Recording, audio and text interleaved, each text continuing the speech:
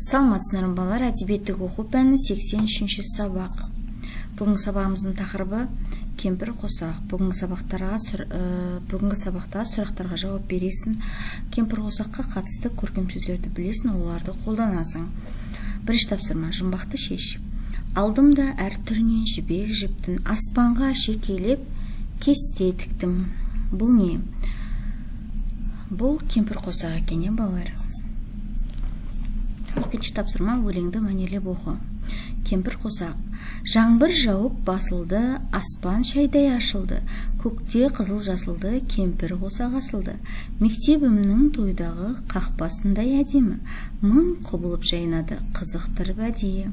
Құлпырғаны қызығақ, 7 түрлі бояумен, бір кесегін үзіп ап, үйіме әкеп қояр майым. Әттең бойым жетпейді, әттең қолым жетпейді. Мұзаппар Әлімбаев. Суретке сай өлең жолдарын тап, түсіндір. Мектебімнің тойдағы қақпасындай әдемі, мың құбылып жайнады, қызықтырып әдейі.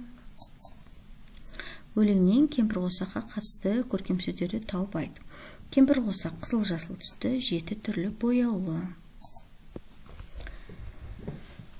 Үйренген сөздеріңді пайдаланып кемпір қосақ деген әңгіме жаз. Жаңбыр жауып басылды, аспанда күн ашылды, кемпір қосақ пайда болды, ол 7 түрлі түстен тұрады.